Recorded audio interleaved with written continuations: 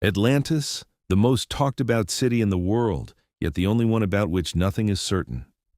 There are thousands of videos on YouTube. Some claim it has been found, others say it is pure fiction. But here's what's strange. Despite all these videos, no one is asking the same question. If Atlantis were real, why is there not a single piece of definitive evidence? And if it were entirely made up, why has humanity been chasing it for 2,500 years? Everything we know about Atlantis, and without exception, everything, is based on just two texts, Timaeus and Critias, written by Plato. It appears in no Egyptian inscriptions, not in Mesopotamian tablets, nor in any other ancient text. Plato insists that he did not invent this story.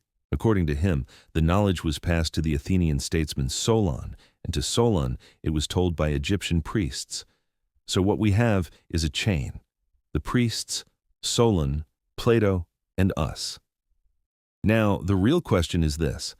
How many times can a story be retold before it stops being history? According to Plato, Atlantis was not an ordinary island. It was located in the Atlantic Ocean beyond the Pillars of Heracles, that is, beyond what we know today as the Strait of Gibraltar. It was surrounded by concentric circular canals. It had advanced harbors. It was a wealthy civilization. Gold, silver, and a mysterious metal, orichalcum, whose true nature is still debated today, were widely used. But the true importance of Atlantis was not its wealth, it was its power. According to Plato, this civilization eventually became corrupted, and in a single night, it was destroyed by the gods. For centuries, people have searched for Atlantis on maps. One of the strongest candidates is Santorini, the Minoan civilization. There was a massive volcanic eruption. There was an advanced society. But there is a problem. The geography does not match. The place Plato describes is not the Aegean Sea. Another theory points to the coast of Spain, the Cádiz and Doñana region. It is close to the Atlantic. It lies along ancient trade routes. But there is no circular city. It does not align with Plato's architecture. The most popular claim on YouTube, however, is the Rishat structure in the Sahara Desert. There is a circular shape. The dimensions seem suspiciously close, but there is one fatal truth. This is not a city. It is a completely geological formation, and the strongest view of all is that Atlantis never existed. Most scientists argue that it was an allegory, a political story written by Plato to glorify Athens. But then another question emerges. Why would an allegory contain so much technical detail? Because Plato was not a random storyteller.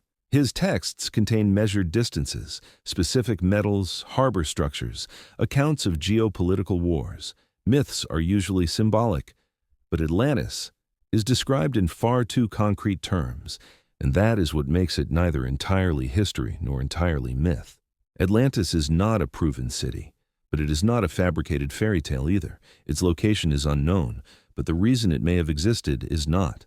Perhaps Atlantis has never been found, because we are looking in the wrong place, or worse, because we are asking the wrong question.